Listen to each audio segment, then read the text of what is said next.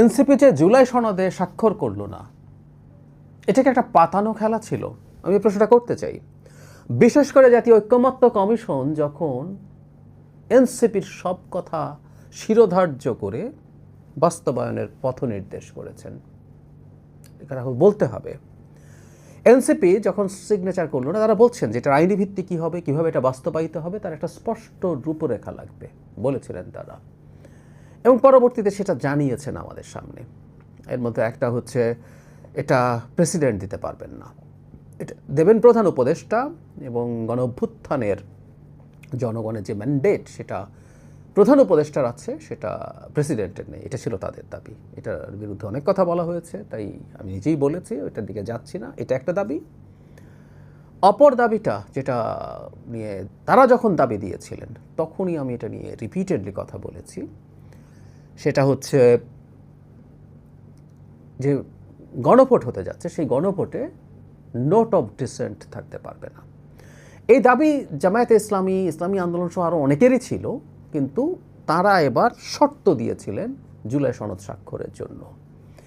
আরেকটা ছিল সংবিধান সংশোধনের পরে এই সংবিধানের একটা নাম হতে হবে বাংলাদেশ সংবিধান 2026। মানে টোনটা এরকম যে একটা নতুন সংবিধান লিখিত হয়েছে। এটা ইনফ্যাক্ট তাদের দীর্ঘদিনের দাবি ছিল, শুরু থেকেই তারা বলেছেন। শুধু এনসিপি না, যখন নাগরিক কমিটি ছিল তখনও তারা একই ধরনের কথা বলেছেন, এটা সঠিক। আমরা এখন খেয়াল করব, তারা সিগনেচার করলেন না, তারপর তারা নিজেরা এটা বললেন। পরবর্তীতে জনাব আখতার হোসেন, এনসিপির যিনি মেম্বার সেক্রেটারি, তার নেতৃত্বে একটা দল গিয়েছিল ঐকমত্য কমিশনের সাথে মিটিং করতে। তারা সেখানে মিটিং করেছেন, মিটিং করে আবার একই দাবি জানিয়ে এসছেন, এবং সারপ্রাইজিংলি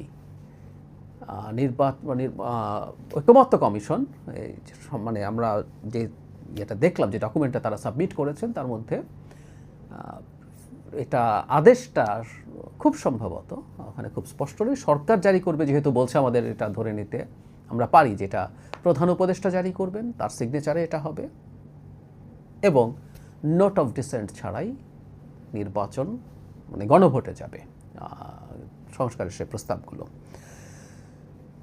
তাহলে ব্যাপারটা কি একটা পাতানো খেলার মতো মনে হতে পারে? এনসিপি যায়নি, এবং এনসিপি না যাওয়াটা আমাদের প্রত্যেককে আহত করেছে। আমি নিজেও খুবই দুঃখিত হয়েছি। মানে আমি এমনও মনে করেছি, তারা যদি সিগনেচার নাও করে, তাদের সেখানে প্রেজেন্ট থাকা উচিত ছিল।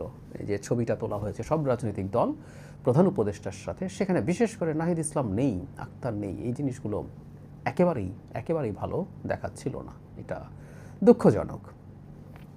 ব্যাপারটা কি তাহলে এরকম যে তারা এটা করবেন না, কেউ সবাই এসব নিয়ে ওয়াকিবহাল ছিলেন তা বলছি না, সরকার বা ঐকমত্য কমিশনের কেউ বা এনসিপির কেউ মিলে ধরে একটা প্লট এটা করলেন, এবং যখন কেউ রাগ করে, আমাদের বিয়ের বাড়িতে অহরহ আকছার, রাগারাগি, অভিমান চলে, ঠিকমতো সাধা হয় নাই, এটা দেয়া হয়নি, তখন তাকে হাতে পায়ে ধরে রাজি করানোর সময় বরং পারলে আরও বেশি সমাদর করা হয়। এখন এনসিপি যেহেতু, আমি এটা মানি, এটা আমি বহুবারই বলেছি, এনসিপি সংখ্যাগত দিক থেকে কেমন সে বিবেচনা করে লাভ নেই, এটা আসলে খুব ছোট দল, এখনও কোনো সন্দেহ নেই। কিন্তু যেহেতু এখানে আমাদের গণ অভ্যুত্থানের সামনের সারিতে থাকা তরুণদের একটা অংশ এখানে আছেন, আমাদের পরিচিতদের একটা অংশ এখানে আছেন, সেই কারণেই দলটাকে গুরুত্ব দেওয়া উচিত। ফলে জুলাই সনদে এনসিপি সিগনেচার করেনি, এটা কিভাবে হয়? তাই ঐকমত্য কমিশন বা আরও কেউ মিলে কি এটা ভাবলেন, এই বাহানায় এই জিনিসগুলো ঢুকিয়ে দেয়া গেল তাদের, যেহেতু তারা সাইন করছে না, তারা এখন এটা করলে সাইন করবে, এরকম যদি কিছু ঢুকিয়ে দেয়া গেল দিয়ে, এটা এনসিপি, কারণ আমরা দেখছি এনসিপির দাবি দাওয়াই এখানে ঢোকানো হয়েছে, তারা ব্যাখ্যা দেননি। অথচ এই ঐকমত্য কমিশন মনে করেছিল, আমি একটু স্মরণ করিয়ে দিই, তারা নিজেরা যেটা মনে করেছিলেন, এই কোনো রকম কোনো আইনি বাধ্যবাধকতা থাকবে না, তারা এটা সরকার ক্ষমতায় আসার পর, আগামী সরকার পরবর্তী 2 বছরের মধ্যে এটা সংবিধান তারা পার্লামেন্টেই সংশোধন করে ঠিক করবেন।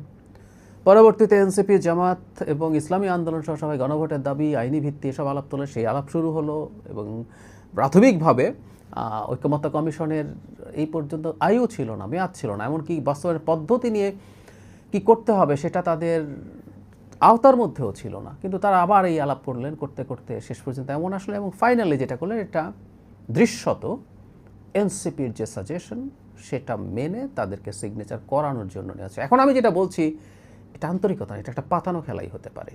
এদের এই বাহানা যে তাকে সিগনেচার তো করাতে পারছি না, তাহলে এটা করতে হবে, আমার কাছে এই জন্য এটাকে এরকম মনে হয়। সব কিছু দেখে আমার ধারণা একটা খেলা তোলার মোটামুটি জমিয়ে তোলার চেষ্টা হচ্ছে। খুবই alarming. We must be very careful.